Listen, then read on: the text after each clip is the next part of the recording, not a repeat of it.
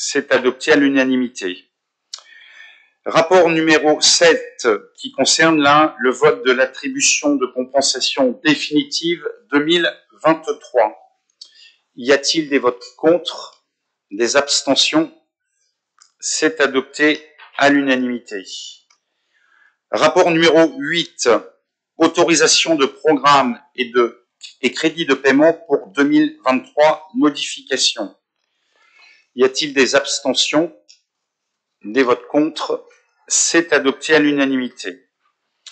Les délibérations suivantes, nous allons passer à l'attribution de fonds de concours pour les communes de l'agglo. Donc le rapport numéro 9, il s'agit du fonds de concours 2021, attribution à Camouel pour l'achat de camions et matériel. Y a-t-il des votes contre? Des abstentions? C'est adopté à l'unanimité.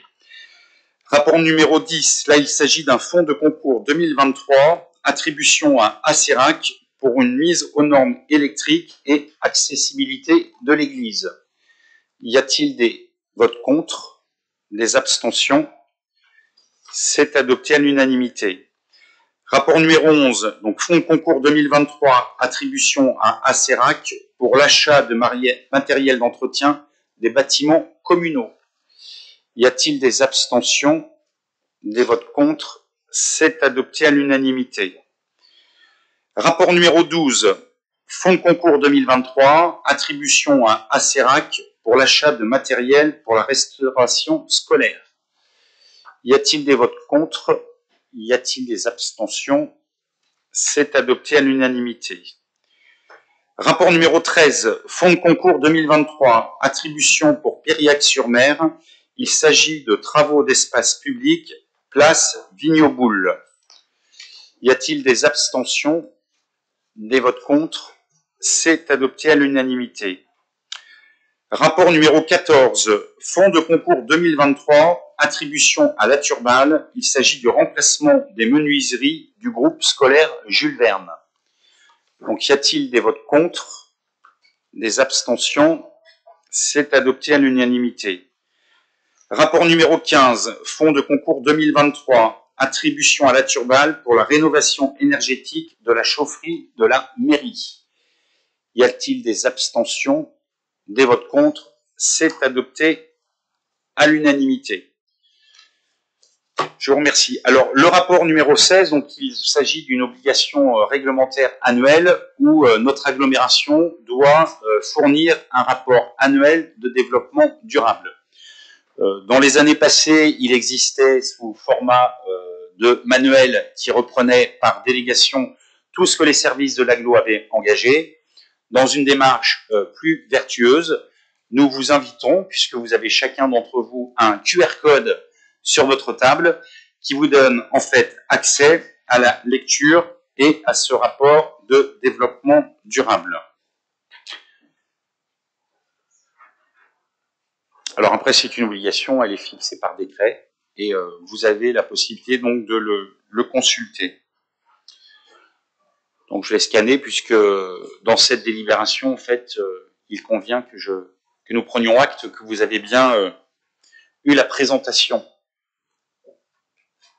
C'est bon, tout le monde a réussi à le télécharger.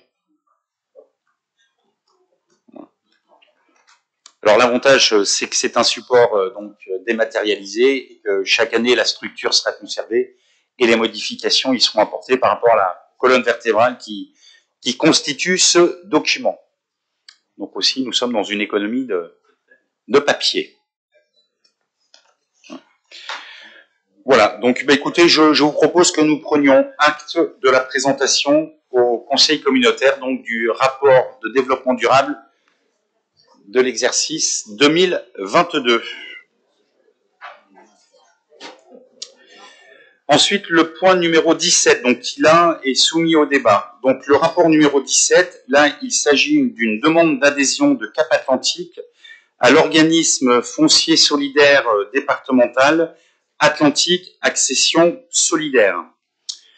Donc en fait, cet outil a été créé et agréé par le préfet en novembre 2019.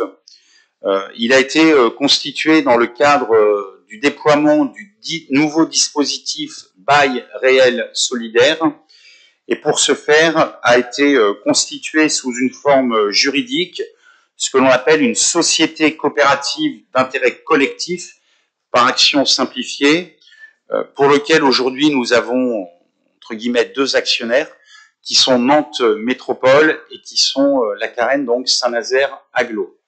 Donc là, ce qui est proposé ce soir au débat, c'est l'adhésion et l'achat de parts au capital de cette SCIC de Cap-Atlantique pour une somme de 30 000 € qui nous permettrait dans ce collège de disposer de 50% des droits de vote et d'avoir en termes de représentativité de l'agglo 13 postes au conseil d'administration. Donc sur ce sujet, si certains ou certaines qui ont demandé veulent intervenir, est-ce qu'il y a des propositions, des interventions? Alors, je pense à Michel, dont la politique habitat relève de son champ de compétences, et je traduirai avant de laisser la parole à Michel que globalement, dans l'ensemble des échanges que nous avons, des ateliers, je dirais que le sujet central est l'habitat. Voilà, le logement est une situation auquel aujourd'hui, alors j'ose dire, même si le terme peut choquer, que nous sommes dans le mur, clairement. Aujourd'hui, on a des entreprises, des collectivités qui veulent recruter des actifs qui n'arrivent pas à s'installer sur le territoire. Les habitants du territoire n'arrivent pas à vivre aussi sur le territoire où ils ont grandi et où ils travaillent. Donc, il y a un enjeu majeur. Et je vais laisser Michel intervenir sur ce point.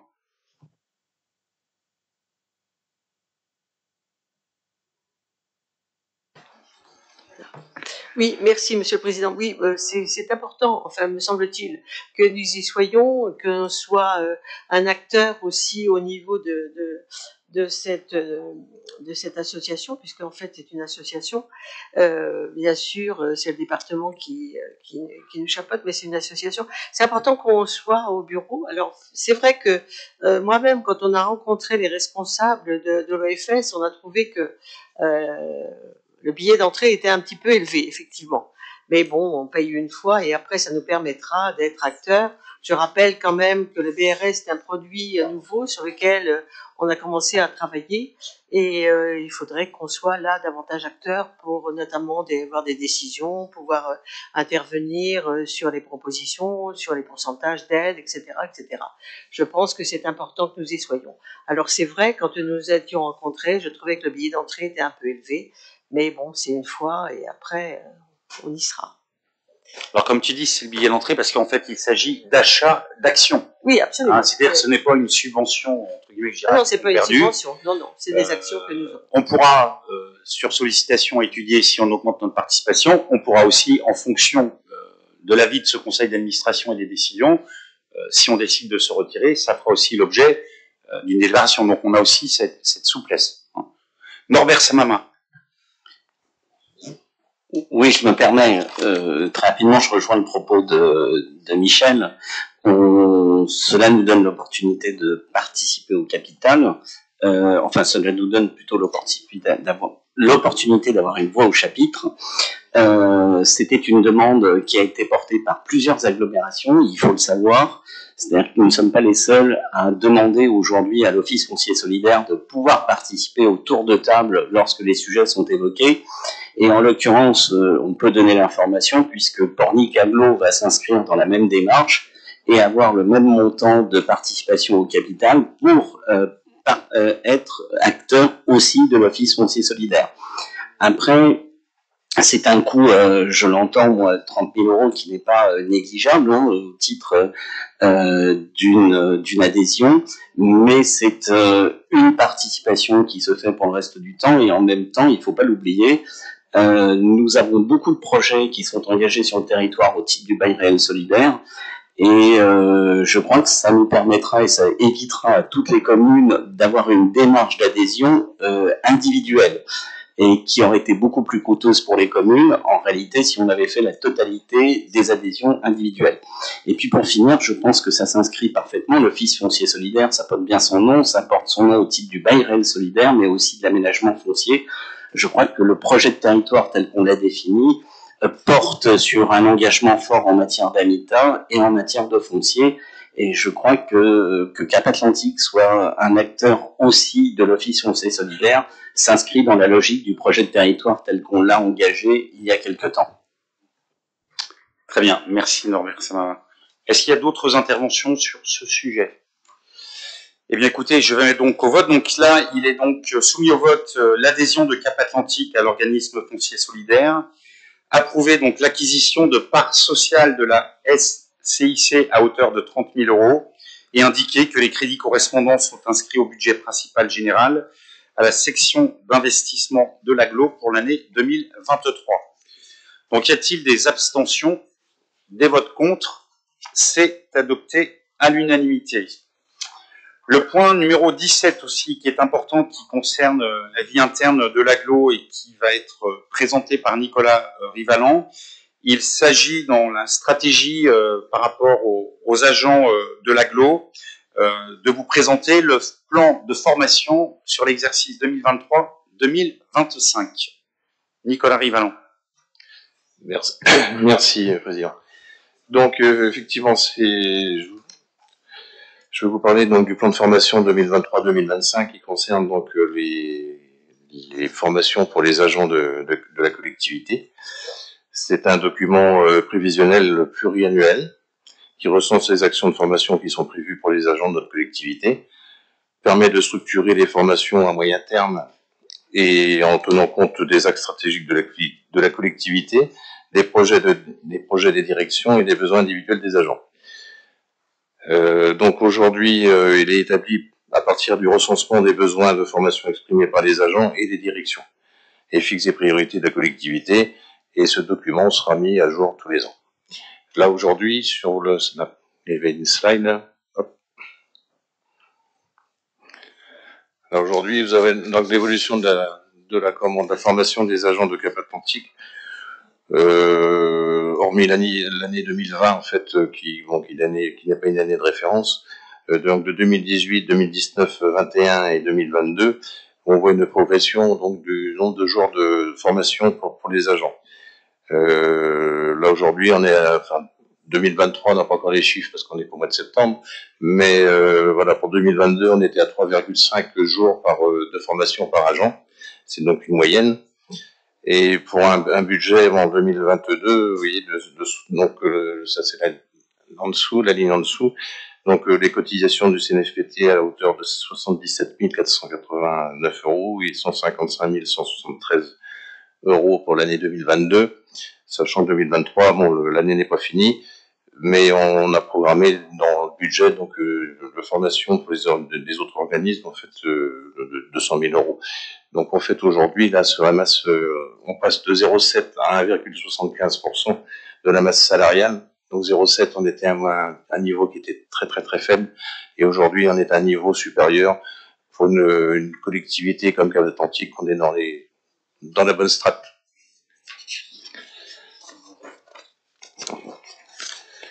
Et vous comprendrez tout l'enjeu des formations, hein. On vient d'avoir un exposé sur l'eau. On a bien compris qu'il fallait des agents à la pointe de ce qui se fait aujourd'hui.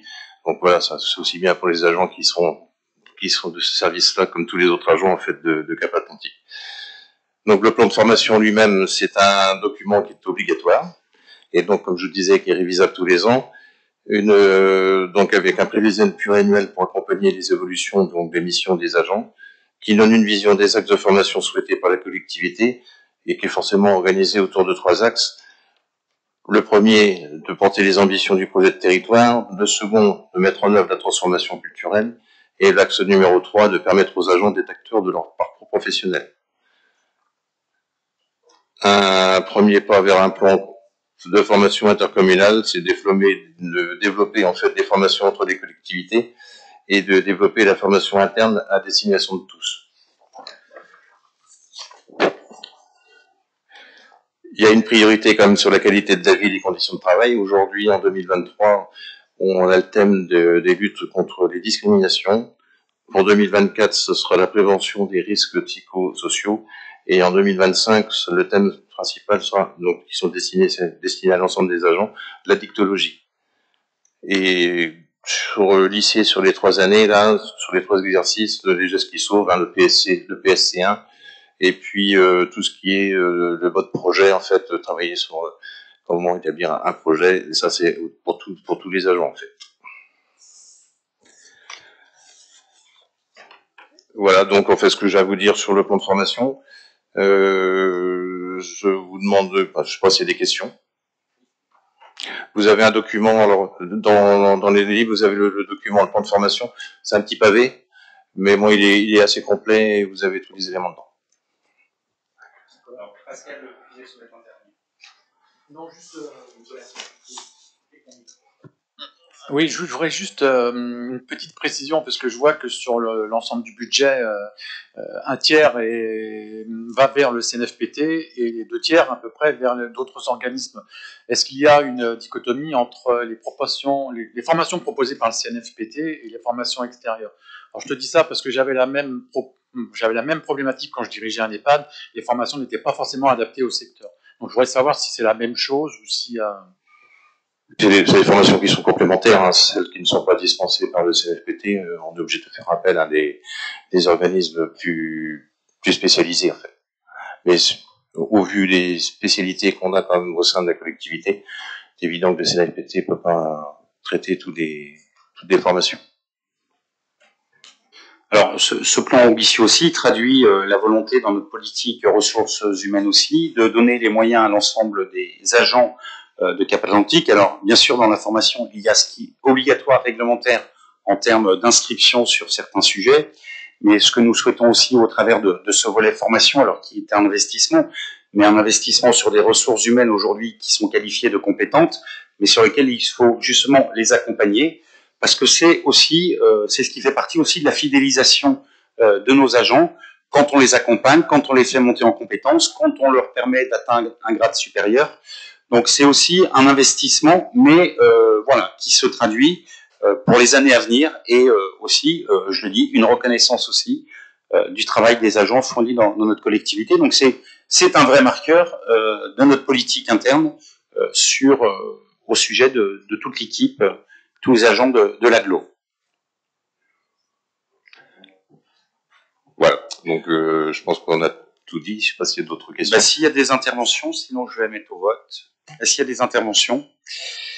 Eh bien, écoutez, donc je vais mettre au vote donc le plan de formation qui vous a été donc présenté.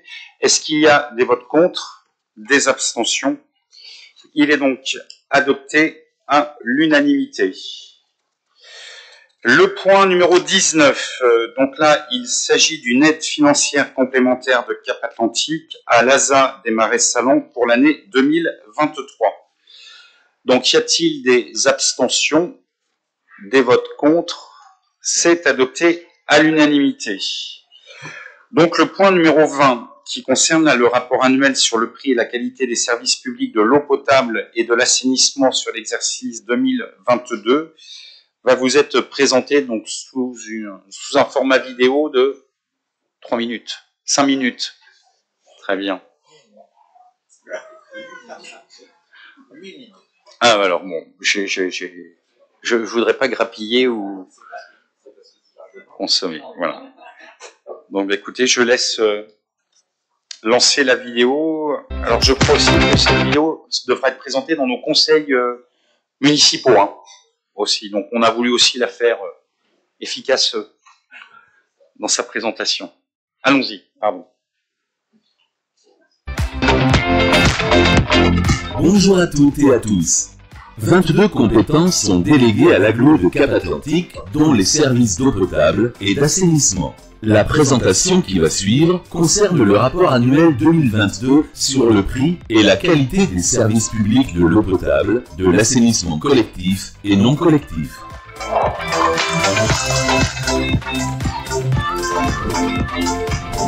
Notre eau potable provient principalement de l'usine du Drézé située à Ferrel, donc de la Vilaine. 2 autres ressources provenant de Nantes et de Saint-Nazaire-Agglo alimentent notre territoire.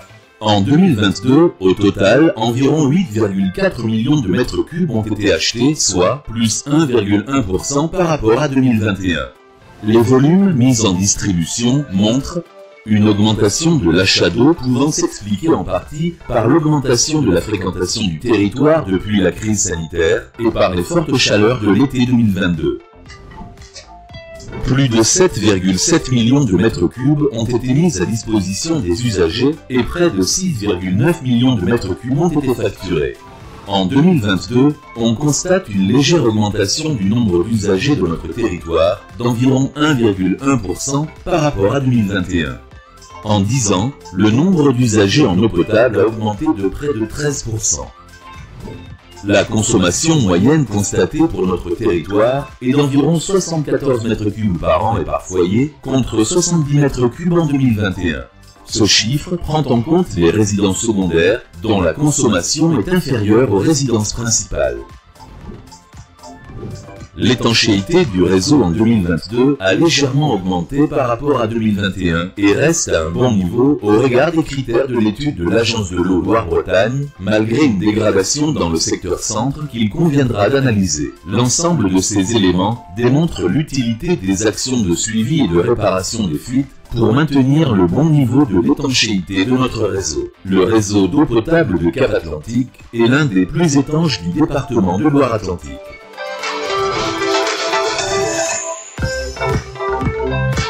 Remise en service du réservoir au sol de l'usine de Sandin après les travaux de génie civil et d'étanchéité. Renouvellement de 3,6 km de réseau dans le cadre du fonds étanchéité. Travaux de renouvellement et de sectorisation dans le cadre de l'amélioration de l'étanchéité de nos réseaux par l'intermédiaire du délégataire. La poursuite des travaux de renouvellement du réseau d'eau potable dans le cadre des objectifs liés à la qualité sanitaire ou bien à des améliorations de la distribution. La poursuite des travaux dans le cadre des phénomènes d'eau colorée. Plan de gestion de la sécurité sanitaire des eaux à élaborer avant 2027. La poursuite du renforcement de la conduite Pénétin-Camoël et de la conduite Acéra-Carbignac.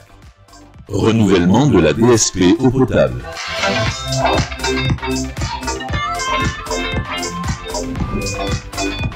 Le service de l'assainissement collectif dessert donc 63 607 usagers, plus 1,1% par rapport à 2021, soit 663 nouveaux abonnés, pour un volume total facturé de 4 763 161 mètres cubes.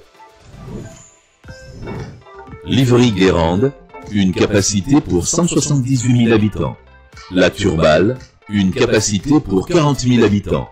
Pénétin, une capacité pour 12 000 habitants. Au total, nous disposons de 21 stations d'épuration. En 2022, 6,85 millions de mètres cubes d'eau ont été traités par l'ensemble des stations de l'agglo. Les trois principales stations, Livry, La Turballe et Pénétin, ont traité près de 5,95 millions de mètres cubes, soit un volume global inférieur à 2021 d'environ moins 5,71%, lié essentiellement à une plus faible pluviométrie hivernale qu'en 2021. Moins 6% pour Livry. Moins 4,5% pour La Turballe. Moins 5,8% pour Pénétin.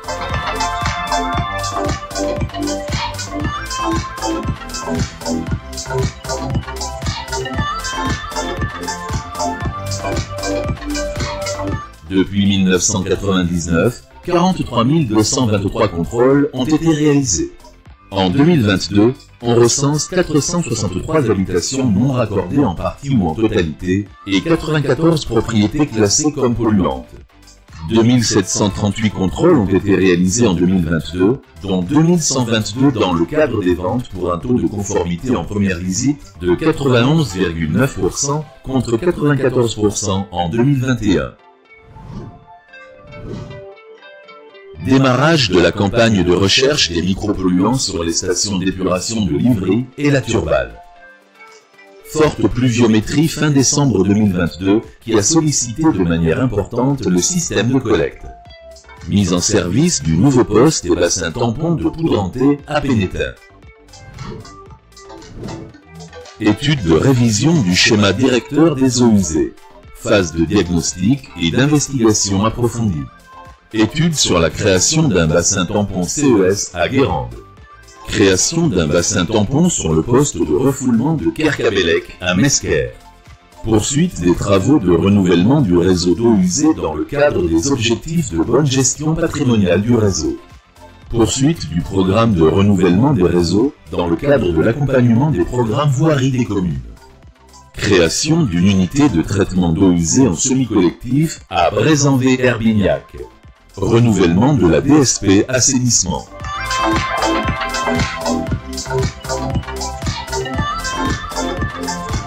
5 900 usagers au 31 décembre 2022.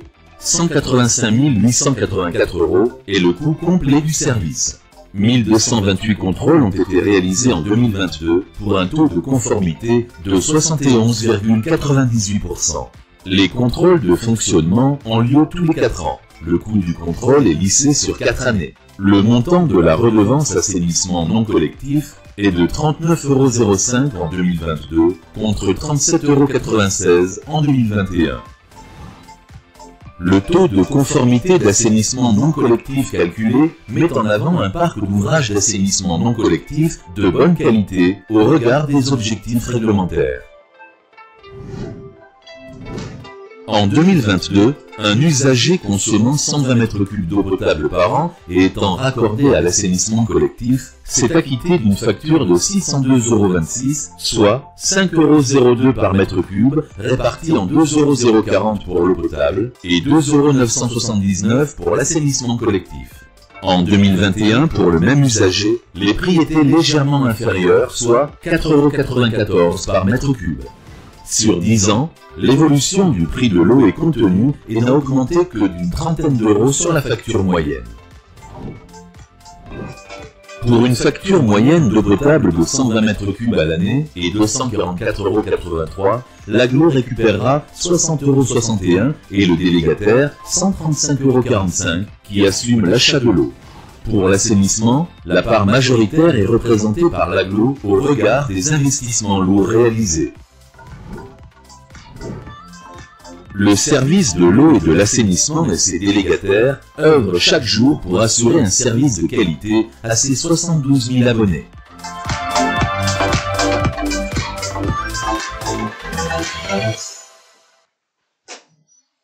Très bien, merci pour la présentation de ce rapport annuel, alors qui fait écho à l'échange que nous avons eu en première partie sur les ateliers. Donc là, il s'agit en fait de prendre acte du présent rapport en vidéo, donc sur la qualité des services publics de l'eau potable et de l'assainissement. Donc nous prenons acte. Le rapport donc numéro 21, donc là qui fait écho au point que nous avons vu en atelier. Donc là, il s'agit du rapport numéro 21. Il s'agit donc de la délégation du service public de distribution d'eau potable de Cap-Atlantique. Donc là, il s'agit de l'approbation du choix du délégataire et du contrat et l'autorisation donnée au président de signer le contrat. Donc, comme vous pouvez le voir, le délégataire qui a été choisi est donc la société SOR SAS. Donc, il est demandé en fait d'approuver le choix de la société SOR SAS comme délégataire du service public de distribution d'eau potable de Cap-Atlantique pour une durée de 8 ans, et ce, à compter du 1er janvier 2024, sur la base de son offre de base plus PSE. D'approuver le contrat de délégation du service public de distribution d'eau potable de Cap-Atlantique et ses annexes, et d'autoriser le président à signer le contrat de délégation de service public avec la société SOR SAS et toute pièce afférente à cette affaire. Donc, je vais soumettre au vote donc ce choix. Oui, Madame Hazard. Oui, merci, Monsieur le Président. Je ne prendrai pas part à ce vote. Merci. Merci, donc c'est noté. Donc, Madame Hazard ne participe pas au vote. Donc, y a-t-il des abstentions, des votes contre? Les biens, c'est adopté. Le choix du délégataire eau potable et donc la société SOR. Le rapport numéro 22, donc lui est la délégation donc du service public relative à l'assainissement collectif de Cap-Atlantique. Là aussi, il s'agit de l'approbation du choix du délégataire et du contrat et l'autorisation de donner au président de signer le contrat. Donc, comme vous pouvez le constater, il est proposé aussi que le marché soit adopté et au bénéfice de la société SOR SAS. Donc là, il est donc demandé d'approuver le choix de la société SOR SAS comme délégataire du service public d'assainissement collectif de Cap-Atlantique, là aussi pour une durée de 8 ans à partir du 1er janvier 2024, et d'approuver le contrat de délégation du service public d'assainissement collectif de Cap-Atlantique et ses annexes, et d'autoriser le président ou son représentant dûment habilité à signer le contrat de délégation de service public avec la société SOR SAS et toute pièce afférente à cette affaire. Oui, Madame Hazard. Je ne prendrai pas part à ce vote également. Très bien, c'est noté. Donc, je vais mettre au vote, donc, sans la participation de Madame Hazard. Donc, y a-t-il des abstentions, des votes contre? C'est donc adopté et le marché assainissement est donc attribué à la société SOR SAS. Merci. Le point numéro 23. Donc là, il s'agit du rapport annuel sur le prix et la qualité du service public d'élimination des déchets. Et là aussi, ce rapport annuel va vous être présenté sous format vidéo. Bonjour à toutes et à tous. La communauté d'agglomération de Cap-Atlantique exerce 22 compétences, dont celle de la collecte et du traitement des déchets ménagers et assimilés sur le territoire. Voici donc le rapport annuel d'activité 2022 sur le prix et la qualité de ce service public.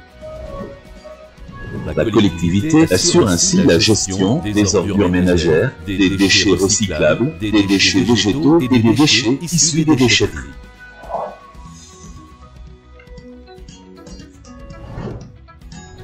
Les zones de gratuité deviennent en 2022 le coin des occasions pour plus de lisibilité vers le grand public. Plusieurs actions sont menées en un an sur les déchetteries de Piriac-sur-Mer, Pénétin et Kéraline, Herbignac. Le développement des actions de sensibilisation au tri et à la gestion des déchets sur les marchés estivaux. La mise en place du mois Objectif Zéro Déchet et l'organisation d'un salon à Saint-Liphard 2022 avec la création d'une nouvelle mascotte zéro pour inciter à produire moins de déchets sur le territoire. Mais aussi le renouvellement des classiques, les collectes annuelles de coquillages et de fusées des détresses, ainsi que la poursuite de la distribution de compost aux habitants.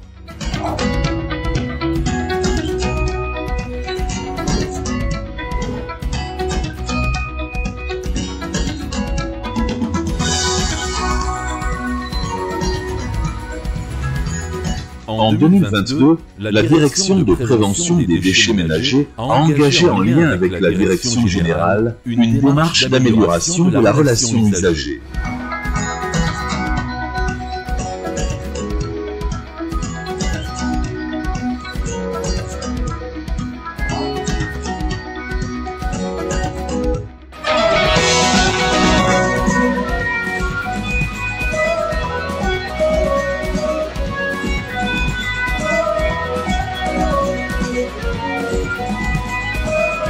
Cela représente une diminution de 3,7% par rapport à 2021 et 23,3% par rapport à 2010. Cette année, une campagne de caractérisation a été réalisée pour déterminer la composition des ordures ménagères. Seuls 33% du contenu jeté par les habitants dans des bacs verts se trouve au bon endroit. Le reste des déchets pourrait être valorisé via des filières existantes. Cela représente un surcoût annuel pour la collectivité de 3 millions d'euros TTC.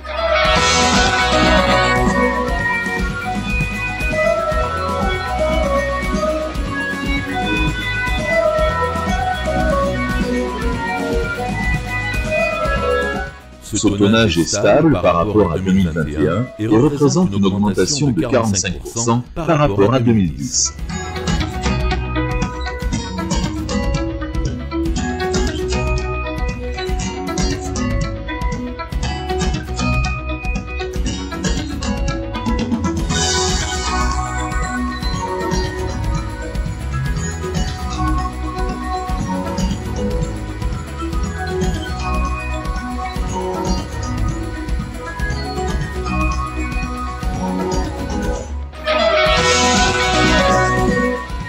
Cela représente une diminution de 3,6% par rapport à 2021 et une augmentation de 82,5% par rapport à 2010.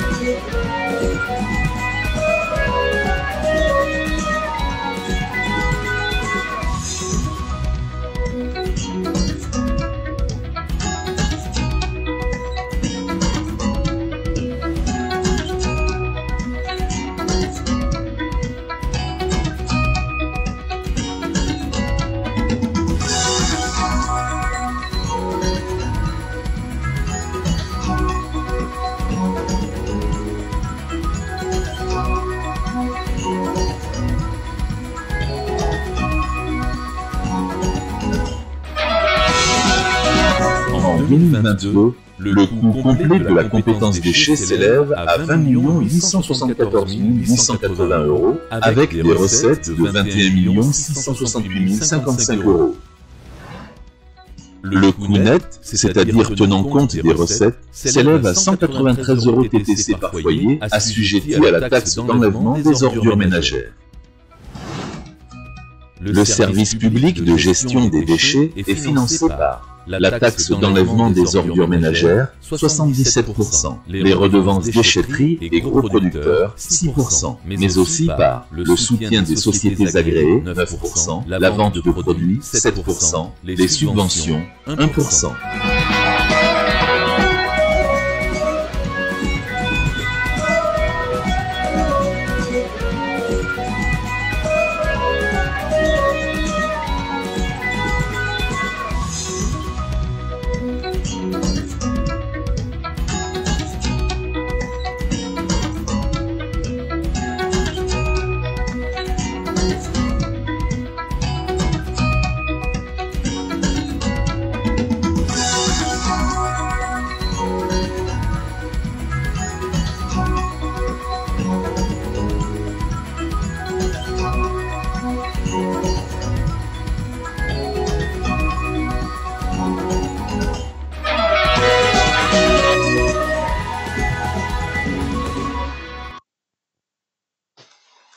Très bien, merci pour cette présentation. Donc, une rétrospective sur l'évolution du tonnage de nos déchets sur le territoire. Alors, je vais laisser la parole à Claude Baudet pour voilà, réagir et traduire un petit peu voilà, la politique de l'agglo sur ce sujet primordial.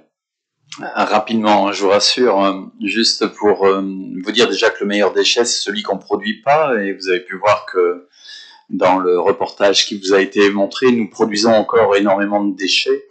Et je voudrais revenir sur peut-être quelques éléments. Le premier qui indique qu'on a encore, nous n'avons que 33% en fait de nos déchets que nous recyclons bien dans nos poubelles. Ça veut dire qu'il y a encore une marge de manœuvre importante. C'est 67% qui ne sont pas au bon endroit. Ça ne veut pas dire que les habitants de Cap-Atlantique trient mal, bien au contraire, puisque si vous avez regardé l'ensemble des chiffres qui vous sont présentés, on nous indique qu'on progresse énormément sur le volume des déchets valorisables. Il faut donc simplement continuer, d'autant que vous savez que la nouvelle législation va nous obliger aussi à traiter les biodéchets de façon très marquée aussi, et on sent quand même, alors que notre plan de prévention, puisque ça ce sont des chiffres de 2022 qui vous ont été présentés, on sent que le plan de prévention que l'on commence à mettre en place sur Cap-Atlantique eh bien, donne quelques échos déjà positifs. On a, par exemple, nous sommes en rupture de composteurs en ce moment, et c'est au niveau national aussi, donc les usagers sont fortement conscients des enjeux du déchet de demain. Et si on ne veut pas que le déchet nous mette sous terre, eh bien, il faut être plus fort que lui, hein, simplement en espérant que les industriels d'un côté changent les emballages, que nos habitudes d'usagers se tournent plus vers le local et donc allègent aussi tout le volume de carton qu'il y a. On voit bien qu'au niveau du verre, le tri est très très bien fait. Il faut continuer. Même si on a encore une marge de manœuvre importante, et là je me retourne vers mes collègues maires dans les différentes communes, je crois qu'on a un rôle à jouer auprès du monde associatif ou auprès des organisateurs d'événements, puisque là on voit des volumes très importants en fait de déchets où tout est mis dans un seul bac. Et là, on perd de la revalorisation. Le service de CAP, je rappelle, met à disposition des supports de tri, et il en faudrait sans doute encore davantage. Mais là, on a encore un effort à faire. Au niveau du biodéchet, les structures collectives ont bien avancé aussi. Et il faudrait sans doute continuer le travail vers les EHPAD, vers les hôpitaux, vers les collèges aussi. Et là, il y a sans doute aussi d'autres marges de manœuvre, mais on sait que le déchet coûte cher et qu'il faut absolument continuer à réduire les volumes. Donc merci à tous ceux qui jouent le jeu, à tous les usagers qui trient. Il faut continuer à le faire, et puis nous de notre côté on va aussi continuer à développer les outils et puis peut-être à modifier les fréquences. Merci. Très bien, merci Claude pour ces précisions. Y a-t-il d'autres interventions sur ce rapport annuel? Non, ben écoutez, je vous propose que nous prenions acte donc du rapport annuel des déchets de 2022. Nous allons passer ensuite au rapport numéro 24. Là aussi, donc, il s'agit du rapport annuel sur le prix. Et ça, c'est relatif donc au service public de nos équipements aquatiques pour l'exercice 2022. Et nous allons également lancer une vidéo.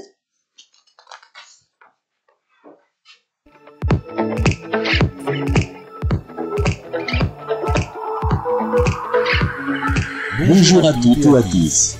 La communauté d'agglomération de Cap-Atlantique vous présente le rapport d'activité 2022 sur le prix et la qualité du service public des équipements aquatiques.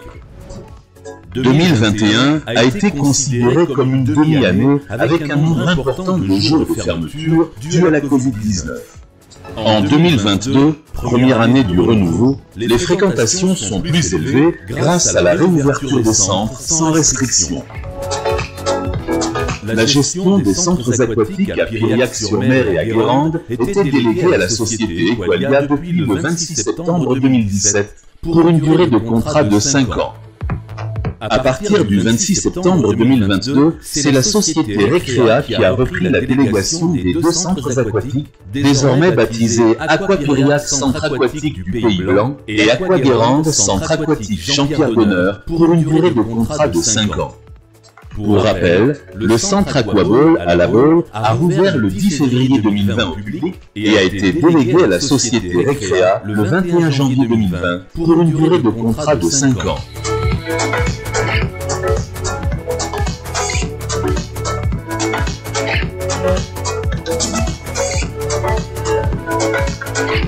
L'ouverture des centres aquatiques de Cap-Atlantique est en hausse par rapport à 2021, avec 352 jours d'ouverture pour Piriac, 355 jours d'ouverture pour Guérande et 349 jours d'ouverture pour La Baule. Les jours de fermeture sont soit pour cause de fermeture technique, soit pour jours fériés. La fréquentation globale 2022 a augmenté de 56,1% avec 268 535 passages par rapport à l'année 2021 qui comptabilisait 172 047 passages. La réouverture des centres aquatiques à l'année depuis l'épidémie de Covid explique que la fréquentation est augmentée pour l'année 2022.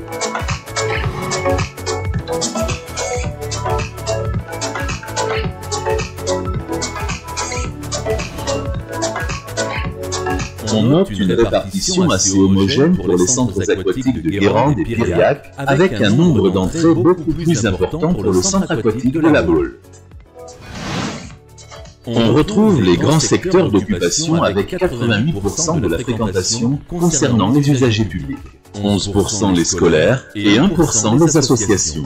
La part des scolaires et des associations augmente cependant de 42% par rapport à 2021, mais diminue par rapport à 2019, année d'ouverture normale avant le Covid en 2020.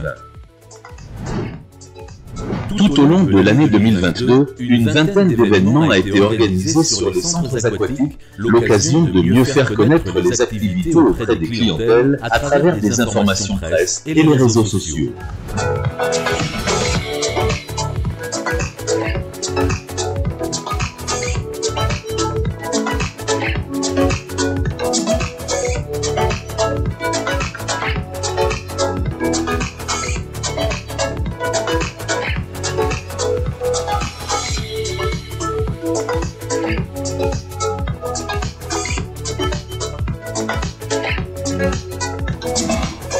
Pour la rentrée 2021-2022, la répartition géographique des écoles par centre aquatique est la suivante.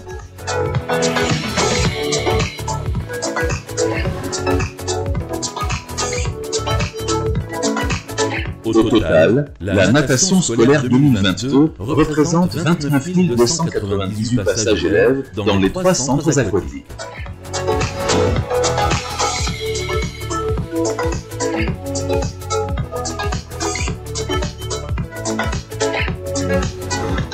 Un livret de compétences commun aux 3 centres aquatiques est actuellement distribué. Il avait été réactualisé en 2018. Ce livret est diffusé auprès de l'ensemble des nouveaux élèves du territoire et permet à chaque enfant de suivre sa progression dans l'apprentissage du savoir nager de la grande section au CM1. 4067 entrées ont été comptabilisées pour les associations dans les 3 centres aquatiques en 2022. Les associations accueillies sont essentiellement des associations de plongée, de triathlon et de sauvetage. Une augmentation de 24,7% est constatée entre 2021 et 2022 sur la fréquentation des associations, mais une diminution de 43,1% est constatée entre 2019, année d'ouverture normale avant le Covid en 2020, et 2022.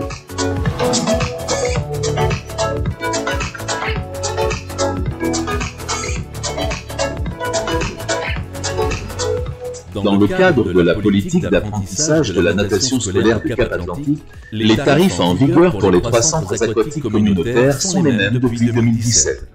On notera que la prestation de transport des élèves n'est pas intégrée dans ces tarifs. Pour favoriser l'accès des centres aquatiques aux associations, le Conseil communautaire a adopté des tarifs incitatifs en 2008 et 2011. Ces tarifs ont depuis été maintenus au même niveau depuis ces dates. La politique communautaire d'utilisation et de gestion optimisée des piscines débutée en 2008 est poursuivie en 2022, notamment à travers les objectifs suivants. Sur un territoire d'eau, avec 98 km de côte et 14% des espaces en zone humide. Développer l'apprentissage de la nage pour le maximum de personnes. Assurer un accueil qualitatif, dynamique et sachant s'adapter aux besoins du public et des associations. Optimiser le service public et maîtriser les coûts de fonctionnement. Finaliser la construction de la piscine d'Herbignac afin d'améliorer le service aux usagers du nord du territoire.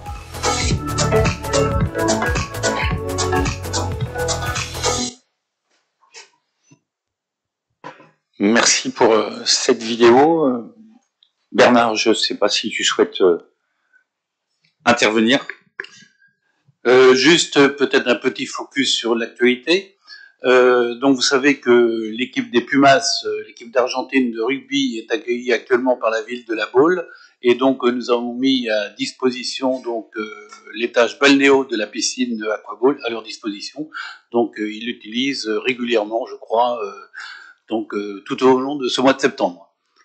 Donc vous avez vu également que on avait un nouveau livret qui avait été mis à disposition des élèves. Donc ce livret s'appelle Ludinage. C'est un nouveau livret qui est en conformité avec les nouvelles directives de l'éducation nationale, suivant l'arrêté ministériel de février 2022. Petit point d'actualité également sur la piscine d'Herbignac, qui est toujours en construction. Nous avons pris un petit peu de retard, retard dû à une défaillance d'un artisan, mais bon, cela suit son cours et on espère pouvoir l'ouvrir donc d'ici l'été prochain. Voilà. Très bien, merci Bernard pour ces précisions. Y a-t-il d'autres observations ou demandes de parole? Très bien. Bon, écoutez, je vous propose de prendre acte du rapport annuel sur le prix et la qualité de service du service public des équipements aquatiques. Le rapport numéro 25 qui est là, Bernard nous a fait un point d'actualité. Donc là, il s'agit de la construction donc du centre aquatique d'Herbignac et il s'agit de l'avenant numéro 4 au marché de maîtrise d'œuvre. Donc je vais soumettre au vote. Y a-t-il des abstentions? Des votes contre? C'est adopté à l'unanimité. Le rapport numéro 26, donc là il s'agit du renouvellement de la convention d'utilisation des centres aquatiques de Cap-Atlantique et de facturation de dépenses résiduelles du transport des élèves. Donc y a-t-il des abstentions? Des votes contre? C'est adopté à l'unanimité. Le rapport numéro 27, donc le renouvellement des conventions d'utilisation des centres aquatiques de Cap-Atlantique pour les établissements du second degré. Y a-t-il des votes contre, des abstentions? C'est adopté à l'unanimité. Le point numéro 28 qui a été demandé à être approfondi en ce qui concerne donc l'inventaire des zones d'activité économique de la presqu'île de Guérande. Donc en l'absence de Didier Cadreau, je vais vous faire état en fait de cette obligation qui nous est donnée dans le cadre de la loi climat et résilience, qui nous incite ou nous oblige au niveau des collectivités à une densification de nos zones d'activité économique. Pour résumer, une agglomération dont la compétence est à Cap-Atlantique, qui souhaiterait développer ou faire une extension d'un parc, devra, dans un premier temps, justifier qu'elle n'a pas de locaux vacants et qu'elle répond aussi en termes de densification des espaces déjà construits. Donc là, il s'agit d'une étape où je voulais faire un zoom, mais bon, c'est pas une surprise, je pense, pour chacun d'entre nous, compte tenu de l'attractivité que nous connaissons sur le territoire. Donc là, c'est saluer les travaux portés par l'équipe de la délégation économique, puisqu'il y a eu un sondage qui a été réalisé auprès de l'ensemble des acteurs sur les 14 parcs d'activité, et en fait qui traduit que sur l'ensemble des unités dont vous avez le détail par parc, globalement, nous pouvons estimer le nombre de locaux vacants constatés depuis plus de 2 ans à seulement 2. Voilà. Donc ça veut dire aujourd'hui qu'on a une activité soutenue et c'est ce qui va aussi alimenter nos réflexions que nous allons avoir sur les mois, semaines et mois à venir quant à notre stratégie de développement, alors aussi bien pour le pôle habitat, bien sûr pour le pôle économique et puis aussi pour le besoin des collectivités. Donc voilà, donc nous sommes un territoire où voilà, les activités ont trouvé preneur. Voilà. Alors je ne sais pas si vous souhaitez réagir par rapport à ça, mais bon, c'est plus voilà le constat que nous partageons. Donc je vous propose de soumettre au vote. Donc là, il s'agit donc de valider les résultats de l'inventaire et d'autoriser la transmission aux autorités en charge du SCOT, du PLH et des PLU. Donc, y a-t-il des abstentions? Des votes contre? C'est adopté à l'unanimité. Le point numéro 29, donc là, il s'agit de l'approbation du protocole de résiliation anticipée de la convention publique d'aménagement valant traité de concession de la ZAC du Grand Trelin sur la commune de Saint-Liphard. Donc, y a-t-il des abstentions? Des votes contre? C'est adopté à l'unanimité. Le rapport numéro 30. Donc là, il s'agit d'un rapport anonymisé puisqu'il s'agit pour Pénétin d'acter pour la commercialisation de l'extension du parc d'activités du Closeau la fixation du prix de vente du lot numéro 1A. Donc, y a-t-il des abstentions, des votes contre? C'est adopté à l'unanimité.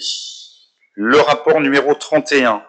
Il s'agit donc de la clôture de la convention publique d'aménagement de la ZAC Bréany-Villeneuve sur la commune de Guérande. Y a-t-il des abstentions, des votes contre? C'est adopté à l'unanimité.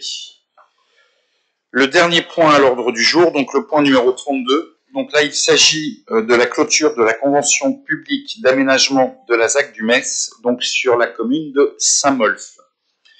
Donc, y a-t-il des abstentions, des votes contre? C'est adopté à l'unanimité. Je vous remercie.